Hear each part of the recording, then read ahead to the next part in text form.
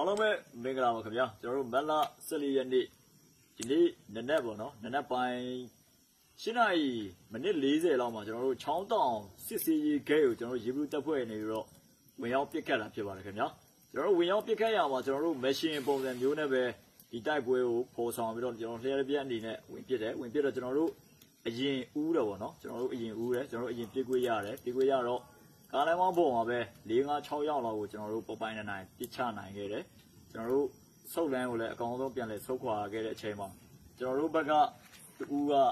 ဒဏ်ရာရရှိသွားတာဖြစ်ပါတယ်ကျွန်တော်တို့တူကဟိုကနေအဝေးကနေလှမ်းပစ်လိုက်ခဲ့တဲ့စီကြောင့်လက်မှာထိသွားတယ်ပေါ့နော်ကျွန်တော်ဘက်ကတယောက်ထိတယ်ရန်သူဘက်ကကြတော့2ဦးတည်တယ်လို့ကျွန်တော်ကြားတယ်2ဦးကြတယ်ကျန်တဲ့4-5ဦးကတော့ရေးမျိုးဆေးရုံပေါ်မှာပဲဒဏ်ရာပြင်းထန်နေတယ်လို့ကျွန်တော်တို့တင်အတိအကျရတာတော့ပေါ့နော်ကျွန်တော်တို့ဒီစစ်စင်ရေးကိုကျွန်တော်တို့ဘလူးနေမဲ့လမ်းစစ်စင်ရေးကိုကျွန်တော်တို့မွန်ပြည်နယ်မှာဒီနေ့ညနေမှာပဲအကောင့်ထဲပေါ်လိုက်တာဖြစ်ပါတယ်ကျွန်တော်တို့ဒီနေ့ကနေစပြီးတော့ရက်ကပြက်မရှိကျွန်တော်တို့တိုက်ပွဲတွေပေါ်ဆောင်သွားဖို့ရှိတယ်ပြည်သူလူထုတွေနဲ့အသွာလာတွေဆင်ခြင်ပေးကြပါကျွန်တော်တို့နဲ့ပေါင်းဝင်ပူးပေါင်းပေးကြပါကျွန်တော်တို့အခုထုတ်ပြန်ချက်ကိုပေါ့နော်မြင်တွေ့ပြောလို့ရှိရင်လည်း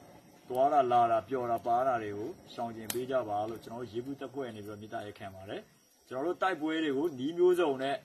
အကောင်းဆုံးဖြစ်အောင်မွန်ပြည်နယ်ထဲမှာဆောင်ရွက်သွားမယ်လို့ပြည်သူလူထုကိုဂရုတစ္ဆာပြုပါတယ်ခင်ဗျာရေတော်ဘုံပါပြီ